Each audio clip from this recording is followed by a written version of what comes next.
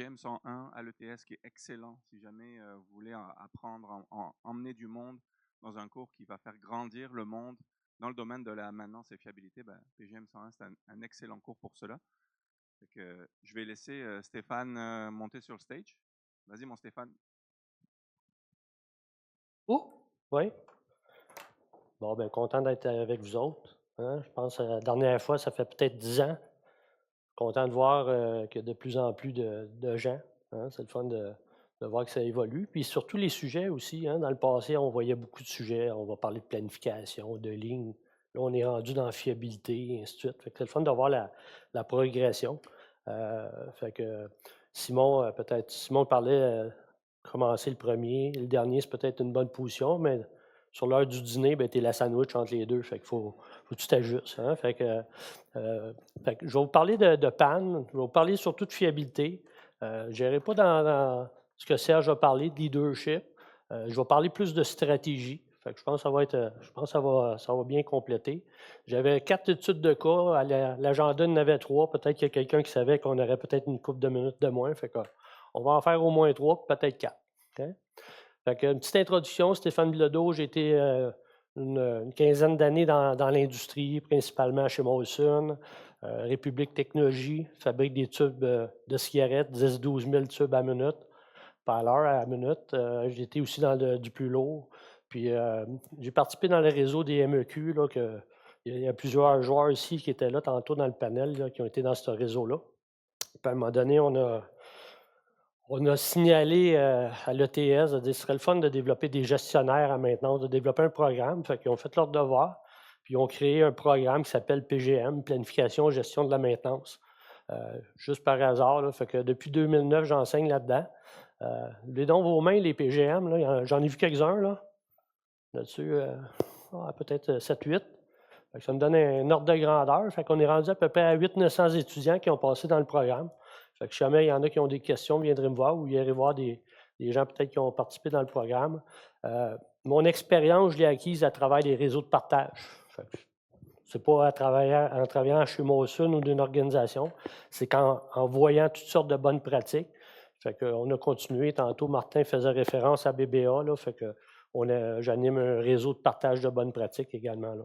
Fait que depuis 2009, j'enseigne à l'ETS. Puis depuis 2012, ben, on coach, on accompagne des gens en maintenance, en fiabilité. Fait que je vais vous partager 4 études de cas. Fait que ces 4 entreprises-là, ce qu'ils ont en commun, dans les 4, ben, ils veulent produire plus. Fait que, Simon, il était c'est rare les entreprises s'ils ne veulent pas produire plus, mais la plupart, ils veulent produire plus. Il y en a une là-dedans, en plus, elle dit il faut qu'on change la culture puis il faut réduire nos coûts. Fait qu'aujourd'hui, mon objectif, ce que je veux faire, c'est vous partager qu'est-ce qui a été fait dans ces organisations puis les apprentissages. Hein? Fait que vous allez voir, il y a toutes sortes de contextes. Moi, j'ai eu la chance de voir à travers le partage de bonnes pratiques, les entreprises ils ont des contextes bien différents, puis la solution A, elle ne marche pas la solution A dans telle usine parce qu'ils ont un contexte différent. Fait que c'est ça que je veux mettre à l'avant, c'est qu'il y a des différents contextes, puis il faut des fois prendre des chemins un peu différents. OK? Juste pour qu'on parle le même langage, parce que des fois on parle de disponibilité, on parle de fiabilité, puis là on rentre là-dedans, puis on parle de gestion de pièces, puis là on est tous mélangés. Fait que je veux juste ramener le sujet. Y a-t-il un clicker là-dessus ou un pointeur? Oui, ça doit être ça. OK. Fait que si on regarde, on a un certain nombre d'unités qu'on peut produire, puis on a un certain niveau d'utilisation dans nos usines. Puis il y a 2 couches qui font qu'on ne les utilise pas, nos équipements. Il y a des pertes qui sont non planifiées, hein, les bris, les pannes, des micros-arrêts. On a produit un produit qui est non conforme. Puis on a des pertes qui sont planifiées. Certaines usines, les pertes planifiées sont tout petites. Quand vous arrivez, je ne sais pas moi, d'une papetière, bien, aux 6-7 semaines, on arrête peut-être une journée, bien, c'est une perte planifiée. Hein, on vient de prendre la disponibilité. Hein, fait que, ce que je vous présente aujourd'hui, bien, c'est des usines qui voulaient aller chercher de la disponibilité d'ordre de grandeur de 10 à 50 Stratégie, comment qu'on va s'y prendre? Si je vous dis la première chose à faire, là, on va revoir notre programme de maintenance. Il y en a combien levé la main qui dirait ouais, je pense que ça serait une bonne chose à faire, ça? Fais donc la main. Il n'y en a pas gros qui dirait c'est la première affaire? Parce que je sais que quand je rencontre quand on enseigne puis on parle avec les gens, souvent c'est le premier réflexe. On va chercher de la disponibilité, on revoit TPM. OK? Je vais vous montrer un petit peu certains cas. Une entreprise, transformation de l'acier, contexte, on est dans les années 2022. Ils ont 7 usines de 300-400 employés chaque. On parle de entre 2800 et 3000 employés. Ils ont un projet qui, en 2026, ils vont installer EAF, c'est un four à lac. Puis ça va leur amener 30 plus de capacité. Les 7-8 usines, il va falloir qu'ils supportent 30 plus de capacité de tonnes. Le contexte, ils ont été peu exposés aux bonnes pratiques reconnues dans l'industrie. Des salons de même, là, ben, tu t'en vas dans cette usine-là, puis il n'y a pas bien de monde qui ont été exposés à des bonnes pratiques. Puis quand tu leur parles de fiabilité, ils disent de quoi tu parles, ça n'existe pas, puis ainsi de suite. Ils n'ont pas été exposés. La disponibilité, bien, ils mesurent des tonnes.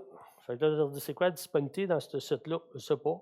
Tant de tonnes par jour. OK, mais dans le futur, bien, il faut faire tant de tonnes. OK, mais comment tu vas le faire? La disponibilité, il faut qu'elle passe de quoi à quoi? C'est pas, on ne mesure pas, on ne sait pas de quoi tu parles. Il y a une usine en particulier, là, je vais prendre un exemple, le Hot Mill, ben, elle n'est pas connue. Puis, même ce qu'on a de besoin en 2017, on sait qu'on veut faire 900 000 tonnes au lieu de 600 000 par année, mais on ne sait pas non plus ce que ça veut dire en termes de disponibilité. C'est là le niveau. Là. On est à ce niveau-là de connaissance. Attente de l'organisation, ben, ils veulent être prêts pour 2027. Un des défis, bien, la culture, l'expérience des directeurs généraux. Là, une usine comme ça, il n'y en a pas rien qu'un, il y en a plusieurs, de 3 consultants, 3 coachs. On s'est dit, il va falloir qu'on commence à parler le même langage un peu. Hein? On a fait une formation, on a formé un des directeurs généraux, comité de gouvernance, après ça, des superviseurs, puis eux autres, ils ont dit, forme donc tout le monde dans Kayak. On a formé, peut-être pas tout le monde, on a formé à peu près 160 personnes sur des concepts de fiabilité. On n'a pas été dans le détail, mais prendre 2-3 heures, parler des concepts, des bonnes pratiques, et ainsi de suite. Juste vous donner une idée, il y a 2800 employés, aucun fiabiliste là, dans cette usine-là. Là. Il n'y a pas de fiabiliste, puis là, on parle de fiabilité. Là, on dit, ouais, il faudrait qu'on ait des fiabilistes, là, si on veut. On ne peut pas avoir juste des gens qui réparent dans les urgences. Il va falloir quelqu'un qui travaille un peu plus sur le futur. On a réussi à créer quand même une équipe corporative, une petite équipe corporative, puis quelques fiabilistes locaux dans les usines. Là. Quand je vous dis quelques, c'est 1 ou 2 dans les 7-8 usines. Parce qu'encore là, la direction croyait plus ou moins. Puis on a parti certaines initiatives, c'est ça que je vais vous partager plus concrètement qu'est-ce qu'on a fait. Okay? Des initiatives, c'est ponts roulants. Vous donnez un ordre de grandeur, ils ont 140 ponts roulants. C'est pas 1 ou 2, ils ont 140 à gérer. Les 140, 30 de volume supplémentaire, il y a des ponts roulants qui ne fonctionnaient pas gros, qui vont fonctionner. Il va y avoir des défis à ce niveau-là. Le Hot Mill, je vais vous partager quelques exemples de choses. Puis peut-être un des éléments là, que je vous dirais l'apprentissage, ou en tout cas qui fait peut-être un rappel avec certains autres éléments qui ont été amenés tantôt. Bien, on a une histoire, on a une mission, c'est correct, où c'est qu'on veut aller, c'est quoi notre vision, ça c'est correct. Ça. On veut être fiable, on veut performer, on veut améliorer nos choses, on veut intégrer mieux nos gens, mais c'est quoi les croyances qu'on a? C'est quoi les lunettes que tu as? Là? Hein? Moi, c'est moi le leader, là, puis mes lunettes que j'ai, c'est la meilleure façon d'être fiable, c'est d'acheter des pièces. C'est ça que j'ai comme lunettes. Puis c'est moi le leader présentement. Quand je vois un Serge qui a des lunettes, puis il dit, moi, je sais que ça existe de la fiabilité, puis tu le mets dans un poste, puis il a les 2 mains sur le volant, puis il peut changer des choses, ben, ça va arriver. Mais quand celui qui a les 2 mains sur le volant, là, il dit, je ne crois pas à ton affaire. Il faut travailler au niveau des croyances.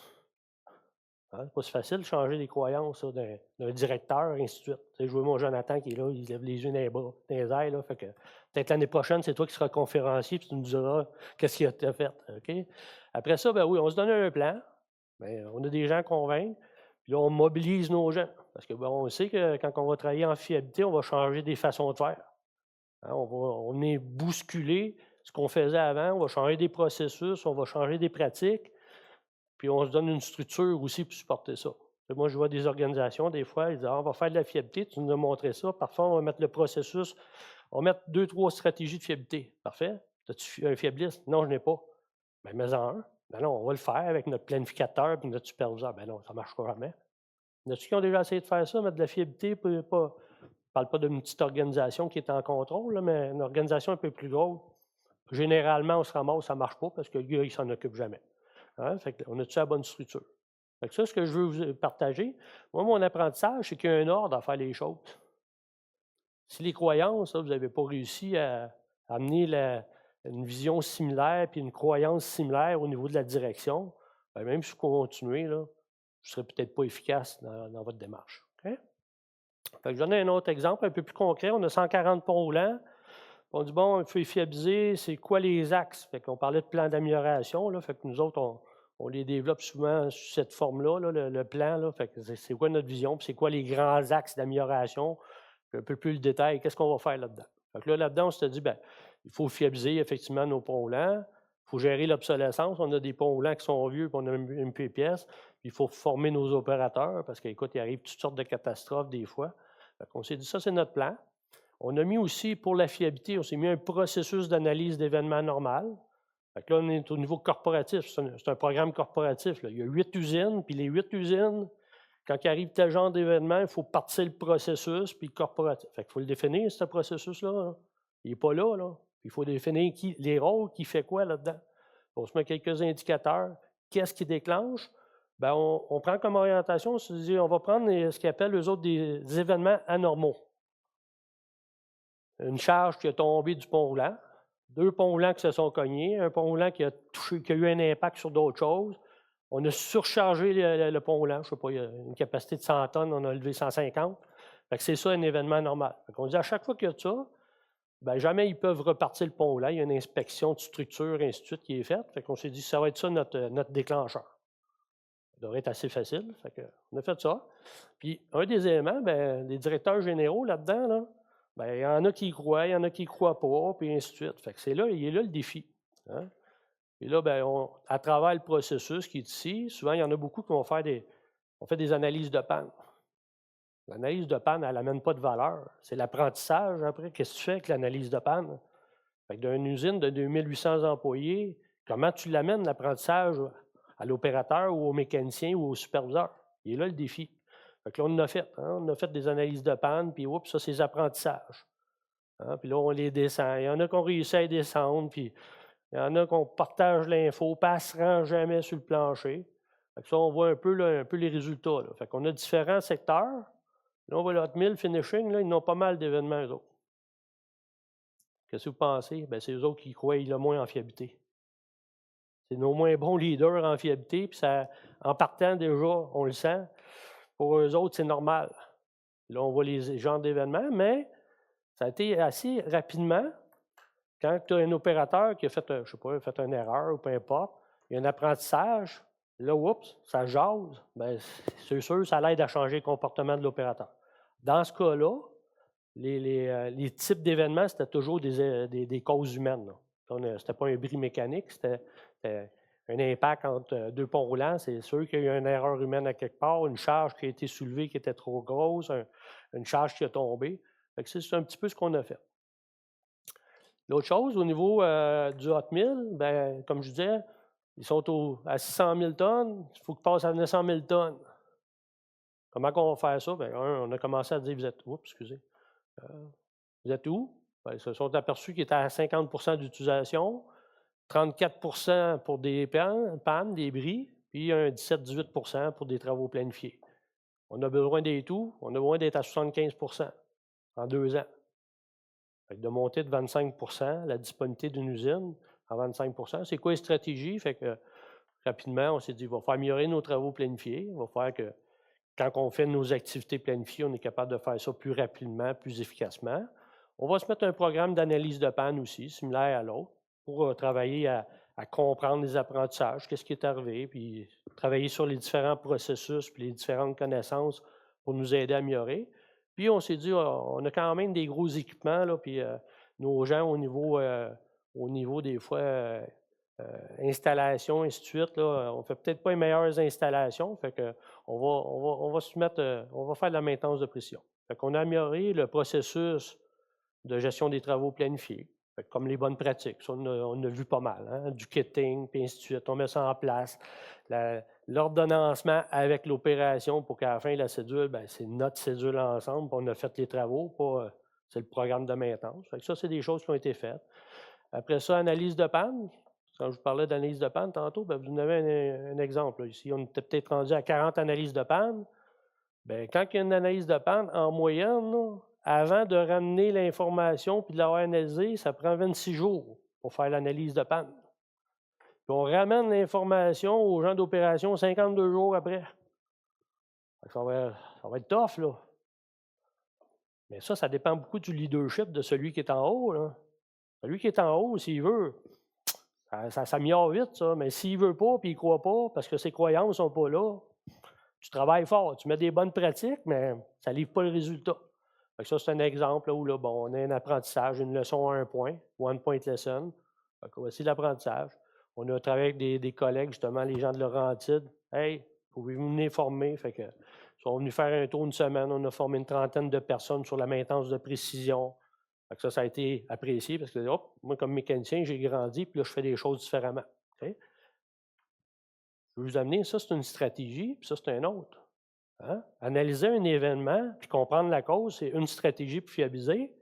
Former du monde proactivement pour qu'il fasse les bonnes choses, c'est une deuxième stratégie. Quand vous faites de la fiabilité, vous attaquez à ça, c'est quoi vos stratégies? Il faut les réfléchir. Puis là, on voit un peu les résultats. Là. On n'a pas eu le temps de voir une amélioration incroyable, mais au moins, il y avait un plan un peu plus stratégique. Ça, c'était les choses sur lesquelles là, ils voulaient travailler pour améliorer la disponibilité. Avec les gros apprentissages, organisation de 2800 employés, communication, pas facile. À tous les niveaux, fait que c'est pas. Faut vraiment avoir réfléchi comme il faut, dire comment on s'organise pour communiquer, mobiliser les gens quand tu es 2800. Puis les directeurs, ils vont pas tous dans la même direction. Hein? Le fait que les gens n'ont pas été exposés aux bonnes pratiques, je pense que ça aurait été payant de dire hey, nous-en, on prend l'avion puis on s'en va, je sais pas, on s'en vient à Maintenance Québec. On s'en va sur un équivalent. On va voir une usine qui le fait pour que je vais arrêter de te dire que ça existe, tu vas le croire, puis tu vas commencer à prendre action. On ne l'a pas fait, c'est plus difficile. Difficulté avec une vision commune, même au niveau des directeurs généraux. Parce que c'est certain qu'il y a toutes sortes de défis là, dans cette organisation-là. Hein?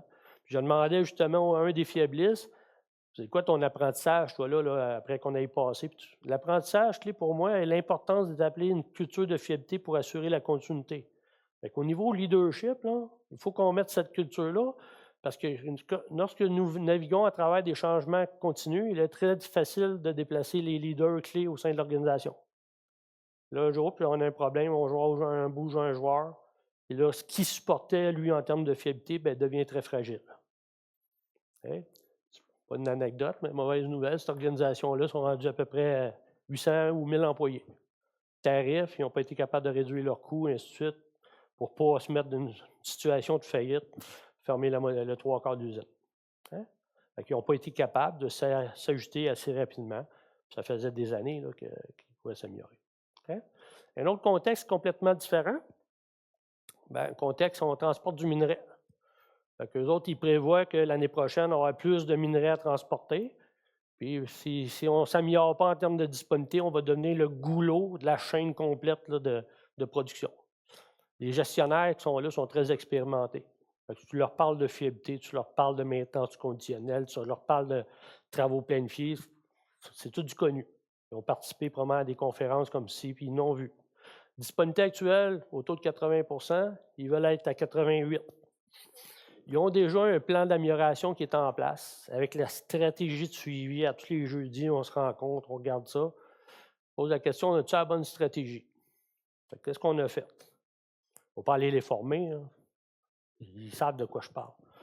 Hein? Fait que le bilan, la stratégie, ça a été, d'un premier temps, de faire un bilan de disponibilité. Je pense que ça a vraiment été aussi cool, le mandat. Je pense qu'on a mis une couple de 100 heures, puis je pense après 20 heures, on avait fini le mandat.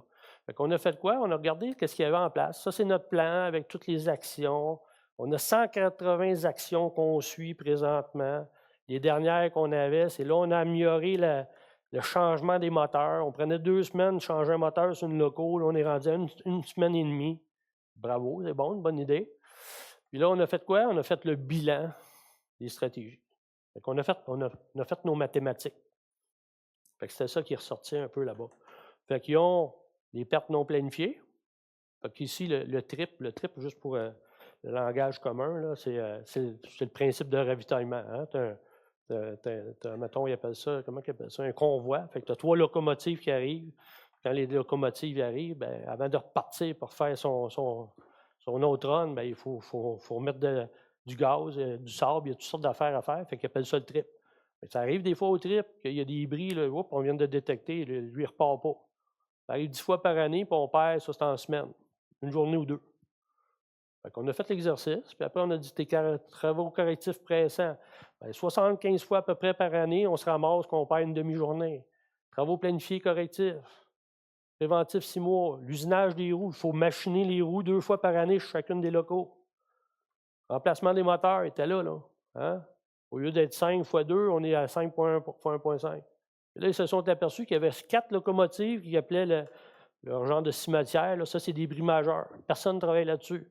Tu as 4 locaux qui sont parqués là 52 semaines. Tu as 208 semaines de disponibilité. C'est 50 de tes pertes. Là, ils ont dit, hey, on a 0 action là-dessus.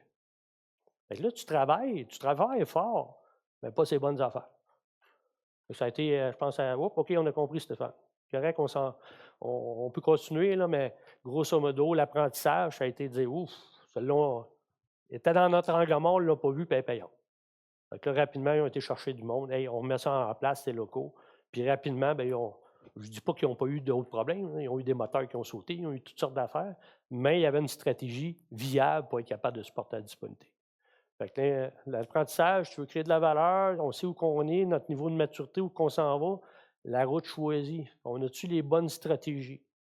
Hein? Puis je vous dirais, là, si vous êtes vous parlez de disponibilité, faites-les vos mathématiques. Faites-les le petit exercice, ça, de dire, ils sont où nos disponibilités? Des fois, vous allez vous apercevoir que, oups, attends une minute, il y a peut-être un angle qu'on ne couvre pas pantoute présentement. OK? Ça va jusqu'à date? Dans le temps, je ne suis pas pire? Ça va bien? Fait que, fabrication de panneaux solaires, on est complètement dans un autre contexte. Une usine récente, jeune équipe, ils viennent d'installer des équipements. Ils ont 2 lignes de production qui roulent 24 jours sur 7, 24 jours, 7 jours sur 7, 24 heures. Sur une ligne de production, il y a à peu près 40, 50 équipements. C'est immense, ces lignes-là. La première fois, ils ont acheté ça des Chinois qui leur ont vendu une ligne. Fait que c'est ça qu'on prend.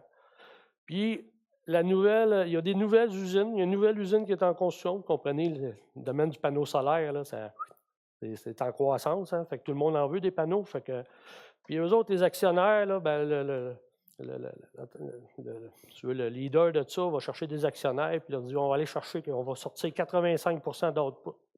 Là, ils sont tous, hey, c'est 85 puis tous les calculs financiers sont basés là-dessus. Hein? Fait que la disponibilité, ben, ils capturent des pertes de temps.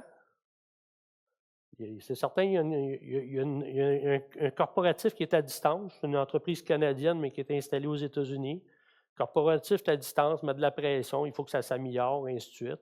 L'attente, on veut sortir plus de produits à chaque jour. Comment qu'on va s'y prendre? À l'époque, quand on est arrivé là, ils mesuraient le temps d'arrêt.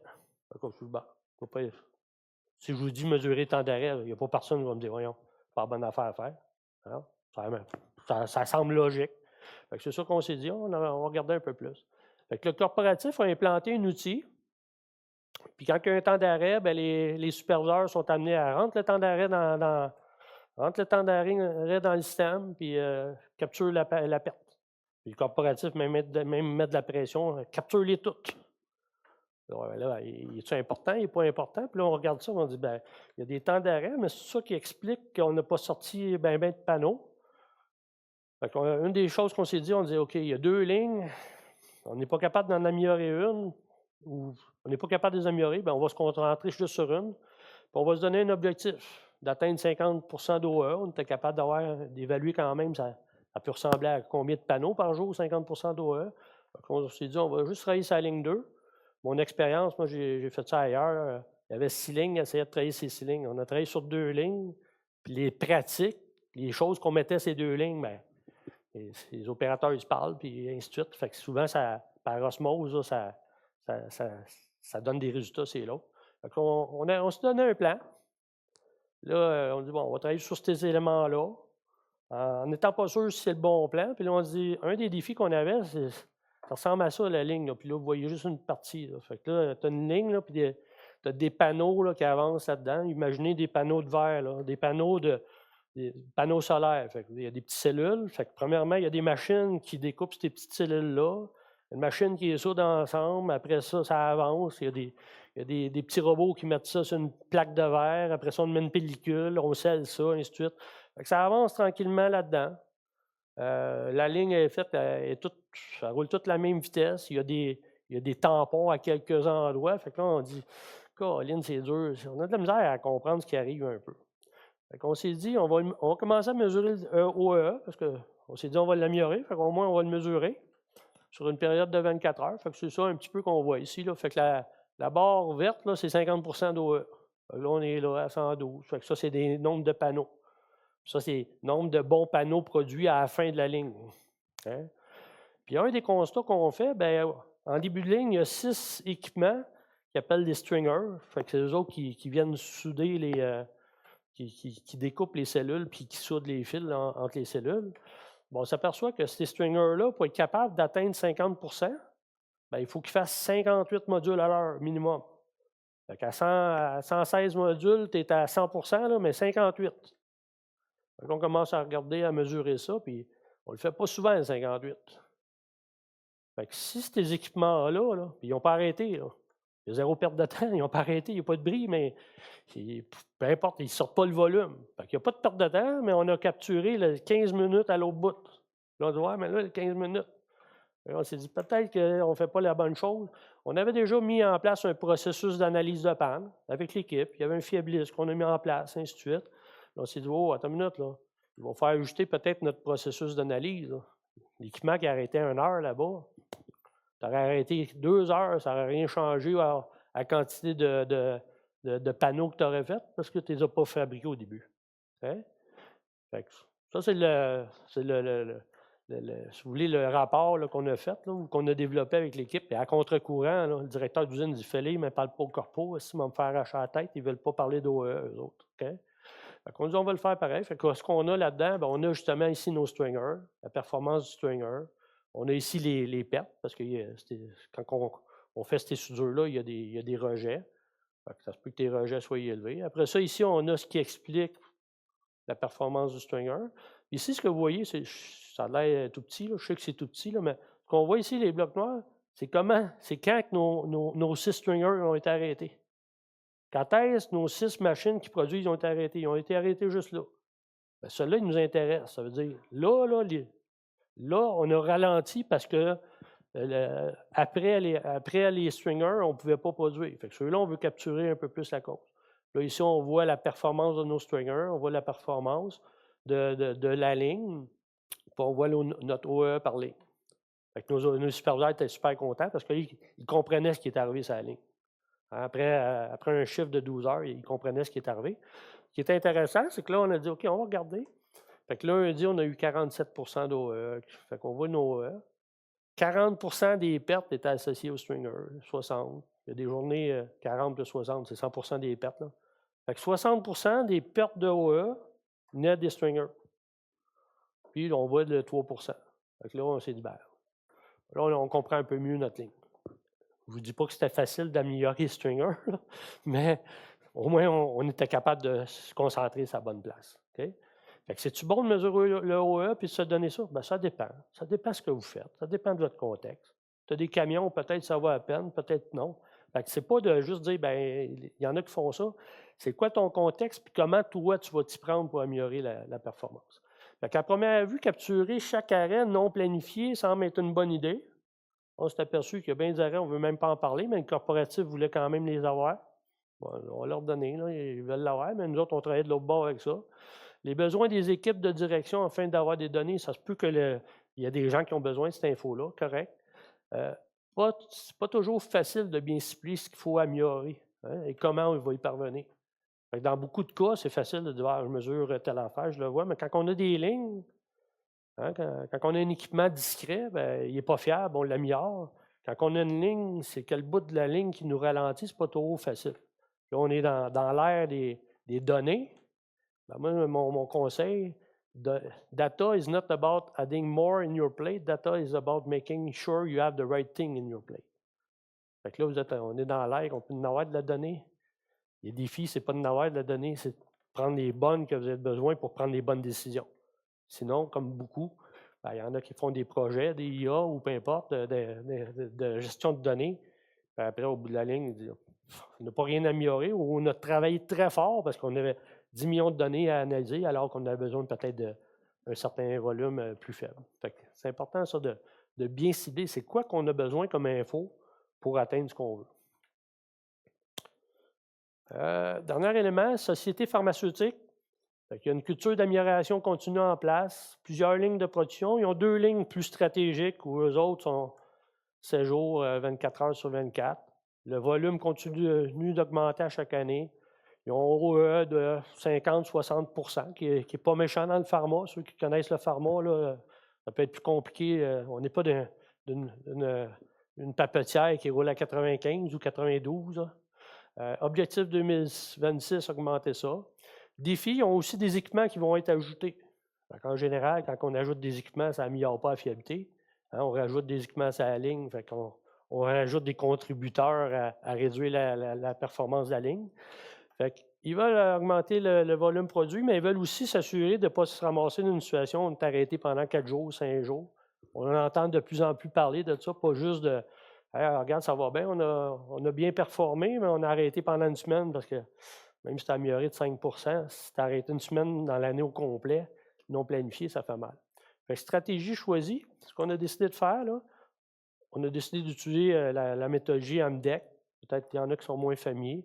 Analyse des modes de défaillance, des effets de la criticité, mais on l'a bonifié. Je vais vous partager un petit peu ce qui a été fait au niveau bonification. Pour ceux qui sont peut-être moins familiers avec les AMDEC, on s'est créé une équipe multidisciplinaire. Puis, on s'est donné des critères pour évaluer la fréquence, ce mode de défaillance-là, comment souvent il arrive, comment il est grave, puis comment on est bon à le voir arriver, l'anticiper. Fait que souvent, ça vient nous aider à regarder notre programme de maintenance. Ici, on devrait avoir la pièce en stock. Ou ici, c'est-tu, on doit faire de la fiabilité parce que ça arrive bien trop souvent, cette affaire-là. Puis à travers l'exercice, qui a quand même bien été, fait qu'on a identifié une 130 modes de défaillance sur à peu près une vingtaine d'équipements sur les 2 lignes. Fait qu'on a fait ça là, une vingtaine d'heures. Fait qu'il y a 10 modes de défaillance à l'heure à peu près, qui n'est pas méchant.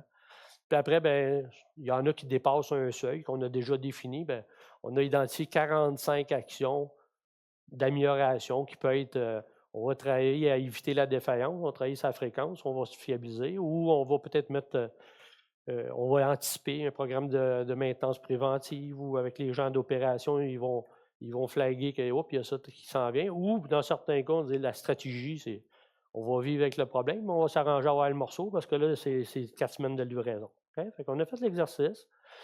Au niveau bonifié, ce qui a été intéressant, vu qu'on a fait 10 séances, ben, chaque semaine, j'allais voir. Fait que chaque semaine, je leur demandais ça a été comment l'OE cette semaine?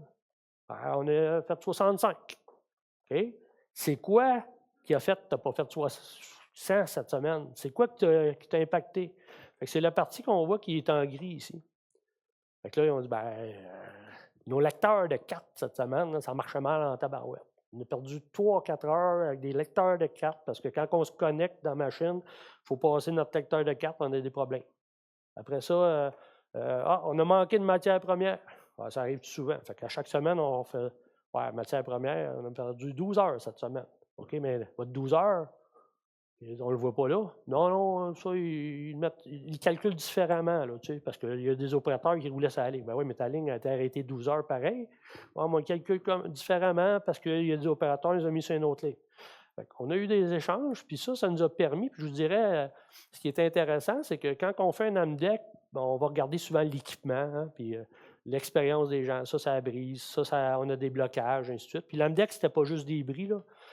Il y avait beaucoup d'éléments, des ajustements, ils ont beaucoup de changements de format. On capturait ces éléments-là, si on le capturait bien, mais il y a plein d'autres éléments là, qui sont un peu plus des systèmes hautes, ainsi de suite. On vient de migrer vers SAP, ça a planté, on a perdu du temps. Un AMDEC, c'est rare que quelqu'un va dire ouais, SAP va nous faire mal. Ça nous a permis, je vous dirais, de capturer peut-être les angles morts, d'autres éléments qui sont complémentaires. Au bout de la ligne, cet exercice-là, juste cette partie-là, ce n'est pas difficile à faire. Ça. Dans la séance d'1 heure et demie, on prenait 15 minutes de plus. ben, ça nous a permis d'identifier différents problèmes. Puis ces problèmes-là, souvent, c'est des problèmes qui sont plus sous la responsabilité de la gouvernance. Hein, c'est pas là-dedans qu'on va dire, ah, ici, c'est à cause qu'il y a une pièce là, qu'on devrait avoir en stock. Ben, ça, maintenance, flaguez-les puis mettez-les en stock. Ça va être plus des éléments. Ben, on a fait une modification temporaire, santé-sécurité, puis ça nous a créé plein de problèmes. Ouais, mais y a-tu quelqu'un? Non, non, tu ne peux pas changer ça, là, c'est santé-sécurité. Ben oui, mais ça te crée des problèmes. Fait que ça, c'est plus, c'est du domaine des directeurs là, qui peuvent gérer ça. Fait qu'on a quand même identifié une vingtaine de modes de défaillance. Identifié 35, mais 20 actions. Fait qu'en termes de productivité, on voit qu'il y en a beaucoup là-dedans fait que c'est relativement efficace de faire cet exercice-là parce que là, on sort des modes de défaillance, mais il y en a beaucoup là-dedans qui sont importantes, qui demandent des actions. Hein. Fait que l'apprentissage, AMDEC, méthodologie efficace pour capturer les bris potentiels, les impacts potentiels sur des événements qui sont récurrents ou des éléments plus techniques. Mais la partie bonifiée nous a permis de couvrir justement les angles morts, les parties où les gens peut-être disent, oh, celui-là, on le voit moins. Ça peut être des systèmes, ça peut être des éléments de communication entre les gens. Fait que je pense que ça a été fort intéressant comme démarche. Fait que Einstein disait la folie, c'est toujours de faire la même chose et de s'attendre à des résultats différents. Fait que c'est certain, quand on parle de dire on veut aller en fiabilité, c'est sûr qu'il faut faire de quoi différent. Si on est tous d'accord là-dessus. Ou que je mettrais le bémol, bien, il faut être en mesure. Fait qu'on sait qu'on va changer, mais on s'attaque-tu aux bonnes affaires. Hein? Fait que, comment on s'organise, choisir notre bonne stratégie. Hein? Fait que ça, c'est peut-être la partie là. Puis je voulais amener votre réflexion là-dessus. Il y en a plusieurs stratégies fiabilisées. J'en ai exposé quelques-unes. Il y en a plein d'autres, mais avez-vous la bonne? Fait que, je termine là-dessus.